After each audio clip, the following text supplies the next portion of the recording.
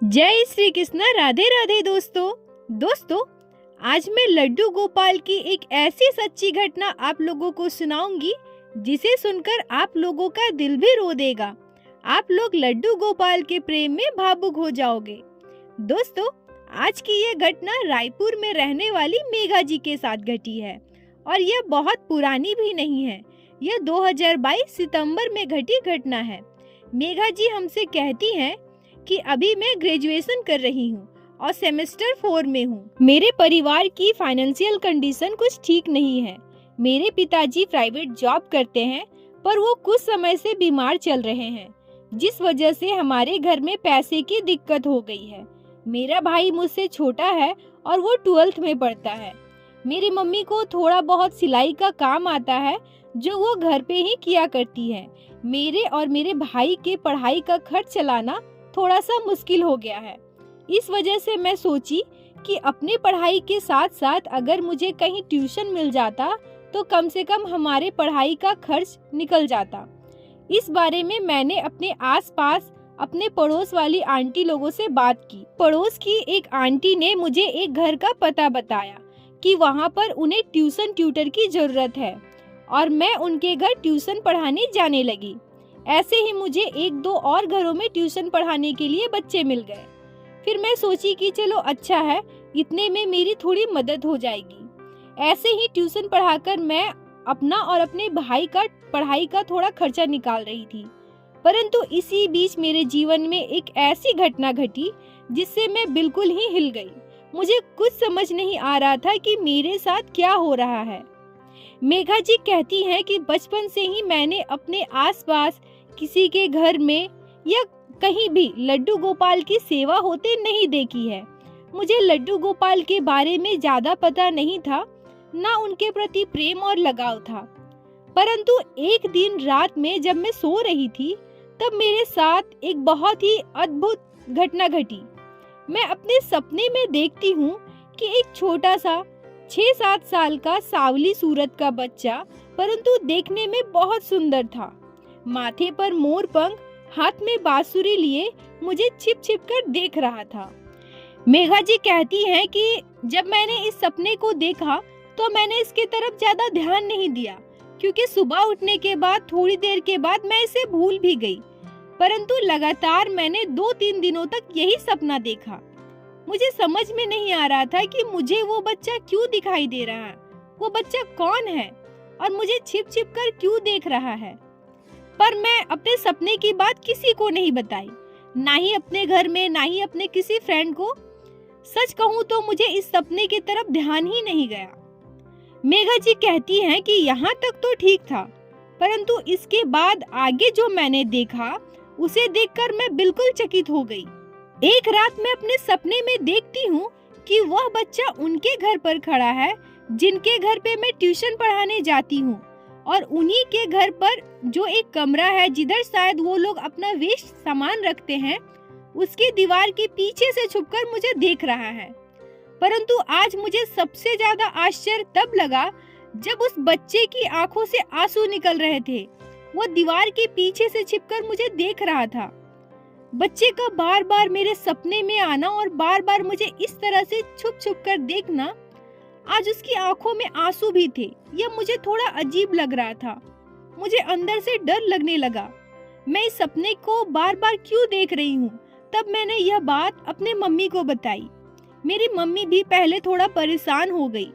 मुझे भी समझ में नहीं आ रहा था कि यह सपना मैं ही क्यों देख रही हूँ।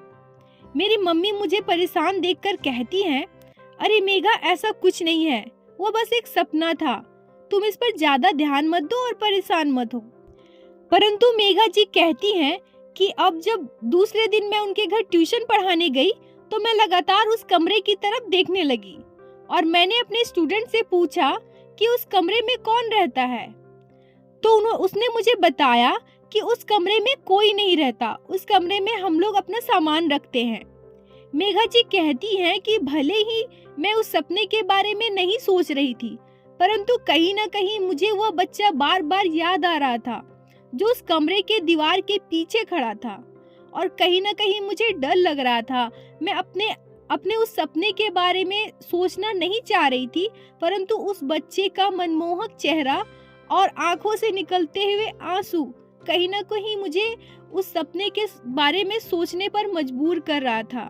मैं अंदर ही अंदर बेचैन हो रही थी, व्याकुल हो रही थी कि आखिर ये सब मेरे साथ क्यों हो रहा है। मैं उस बच्चे को अपने सपने में क्यों देख रही हूँ। मेघा जी इन सब चीजों से बाहर निकल नहीं पाई थी और उसी रात मेघा जी के जीवन में एक अद्भुत घटना घटी। मेघा जी आज फिर से एक सपना देखती है और सपने में वो देखती है कि उसी कमरे में एक घड़े में एक छोटे से लड्डू गोपाल बंद है और उसी घड़े के सामने वो छोटा सा बच्चा बैठा है जिसके आंखों से लगातार आंसू निकल रहे हैं। उस बच्चे की हालत मैंने पहले कभी ऐसी नहीं देखी थी जैसे आज देखी। उसका पूरा शरीर काला पड़ चुका है और उसकी आंखों से मोटी मोटी आंसू गिर रहे हैं, जो रोते हुए मुझसे कह रहा है, मुझे इस घड़े से बाहर निकालो, मुझे इस घड़े से बाहर निकालो ना। मैं 12 साल से यहाँ बंद हूँ, मैंने कुछ भी नहीं खाया, मुझे बहुत भूख लगी है, मुझे कुछ दिखाई नहीं दे रहा, बहुत अंधेरा है यहाँ, मुझे सांस नहीं लिया जा रहा, मुझे बहुत दिक्कत हो रही है, मुझे इस घड़े से बाहर निकालो। मेघा जी कहती है कि मैं सपने को देखकर अचानक से चौंक जाती हूँ और उठ जाती हूँ और बैठकर रोने लगती हूँ। मेरी मम्मी जो मेरे साथ सो रही थी वो भी उठ जाती है और कहती है, मेघा क्या हुआ, तुम रो क्यों रही हो बेटा, कोई डरावना सपना देखा है क्या?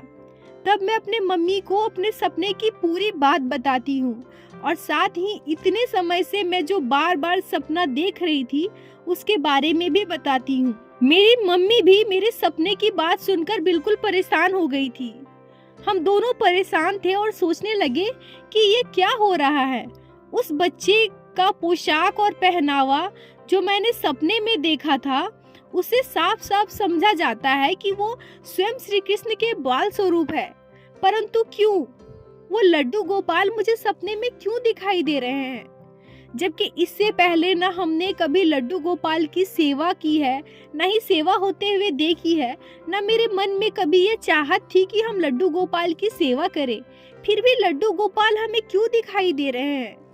इस तरह से दिखाई देना लड्डू गोपाल का हमें बहुत व्याकुल कर रहा था। मेरी मम्मी मुझसे कहती है कि हमें सबसे पहले जाकर उनके घर से पता करना चाहिए कि क्या उनके घर में सच में कोई लड्डू गोपाल है जिनकी पूजा नहीं हो रही, जिनकी सेवा नहीं हो रही। शायद वो तुम्हारे हाथों से सेवा लेना चाहते हो।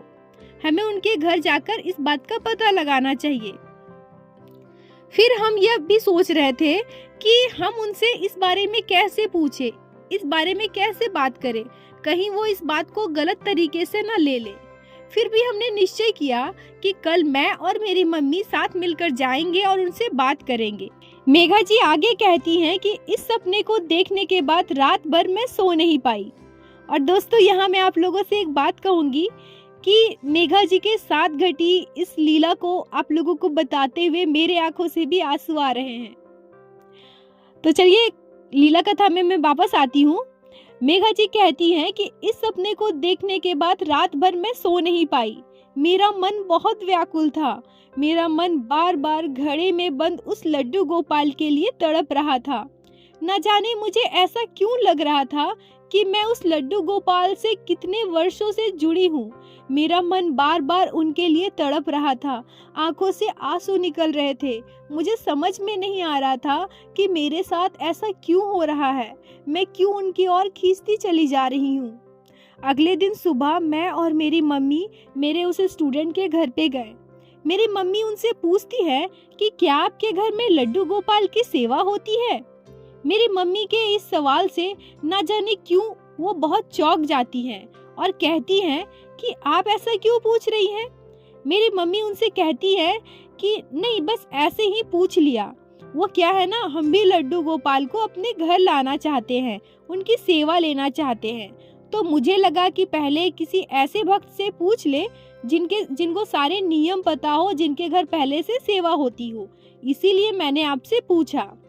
वो कहती हैं कि नहीं, मेरे घर में लड्डू गोपाल की सेवा नहीं होती, परंतु हाँ, जब आप पूछ रही हैं तो मैं आपको बता दूं कि मेरे घर में बहुत सालों पहले जब मेरी सास थी तब लड्डू गोपाल की सेवा होती थी, परंतु एक के बाद एक मेरे घर में इतनी अनहोनी हुई। पहले मेरी सास का चले जाना, फिर मेरे पति का अचानक से डेथ हो जाना, इन सब चीजों से मैं बिल्कुल टूट चुकी थी। मुझे भगवान पर से भरोसा उठ गया है, इसलिए मैं अब बिल्कुल भी पूजा पाठ नहीं करती। मेघा जी कहती हैं कि उनकी बात को सुनकर मेरे मन में उथल पुथल होने लगी। मैं अचानक से उनसे पूछती हूँ कि फिर आपके लड्डू गोपाल कहाँ हैं? वो कहती हैं कि मैंने अपने लड्डू गोपाल को बंद करके रखा है। जब उनकी सेवा ही नहीं कर सकते तो बाहर रखकर क्या करेंगे? मैं और मेरी मम्मी एक दूसरे की तरफ देखने लगते हैं। मैं कहती हूँ, कहाँ है आपके लड्डू गोपाल? आप मुझे दिखा सकती हैं क्या? वो कहती है, नहीं, हम लड्डू गोपाल को बाहर नहीं निकालते, वो बहुत साल से बंद पड़े हैं। उनके बातों को सुनकर मेरे आंखों से आंसू निकलने लगे। तो वो कहती हैं, अरे आप रो क्यों रही हैं? तब मेरी मम्मी मेरे सपने की बात उन्हें बताती हैं। वो सब जानकर, सब सुनकर बिल्कुल चौंक गईं और वो कहने लगती है, ऐसा कैसे हो सकता है? आपको कैसे पता? मेरे घर में लड्डू गोपाल कहाँ बंद है और लड्डू गोपाल आपके ही सपने में क्यों आएंगे? मेरी मम्मी उनसे कहती हैं कि देखिए बहन जी, अगर आप लड्डू गोपाल की सेवा नहीं कर सकती और जब लड्डू गोपाल बार बार मेरी बेटी के सपने में आ रहे हैं, लड्डू गोपाल अगर तकलीफ में है, तो आप अपने लड्डू गोपाल की सेवा मुझे दे दीजिए। मैं और मेरी बेटी बहुत ही प्यार से उनकी सेवा करेंगे। और वैसे भी आपके घर में लड्डू गोपाल इतने वर्षों से बंद है, यह बिल्कुल भी उचित नहीं है। मेघा जी कहती हैं कि पहले तो वो बहुत ही हिचकिचा रही थी कि नहीं, हम अपने लड्डू गोपाल को किसी को नहीं दे सकते, भले ही हम उन्हें बंद करके रखें। पर हमारे बार बार आग्रह करने और समझाने पर और मेरे आंखों के आंसू को देखकर वो कहती हैं कि ठीक है, वैसे भी मैंने बंद करके रखा है। अगर आप ले जाकर उनकी सेवा करना चाहती हैं और आपको इससे कोई इतराज नहीं है तो आप ले जाइए। मुझे पूजा पाठ और भगवान पर बिल्कुल भरोसा नहीं है। मैं और मेरी मम्मी उनके साथ उस कमरे में जाते हैं। वो लड्डू गोपाल को घड़े से निकालती है और लड्डू गोपाल के पूरे शरीर में उन्होंने कपड़े से लपेट रखा था और जब उन्होंने उस कपड़े को हटाया तो वो बिल्कुल काले पड़ गए थे। मेघा जी कहती है कि मैं पहले ही आपको बता चुकी हूँ कि लड्डू गोपाल की सेवा ना मैंने कभी की है, ना मैंने सुनी है, ना कभी देखी है, परंतु उनके लड्डू गोपाल को देखकर मुझे ऐसा लग रहा था कि मैं इन्हें जन्मों जन्म से जानती हूँ और इनके लिए मेरे मन में इतना प्रेम, इतनी श्रद्धा भक्ति कहाँ से आई मुझे नहीं पता। एक ही पल में जब मैंने उनको देखा तो ऐसा लगा कि कोई अपना, कोई बहुत खास जो मुझसे बहुत दूर था, वो मेरे पास आ गया हो। उसके बाद मैं और मेरी मम्मी लड्डू गोपाल को लेकर घर आते हैं। पंचामृत से स्नान करवा के उनकी स्थापना करके विधिवत तरीके से पूजा और सेवा प्रारंभ करते हैं। इस घटना के बारे में जब मैंने अपने रिश्तेदारों या आस पड़ोस के कुछ खास लोगों को बताया तो उनमें से किसी ने यह भी कहा कि यह लड्डू गोपाल शायद उनके लिए सही नहीं रहे होंगे। तभी उनके घर में एक के बाद एक दुर्घटना घटी और तुम उस लड्डू गोपाल को अपने घर लेकर आई। यह तो बिल्कुल भी सही नहीं है। अगर तुमको लड्डू गोपाल की सेवा लेनी थी तो मार्केट से भी लेकर आ सकती थी।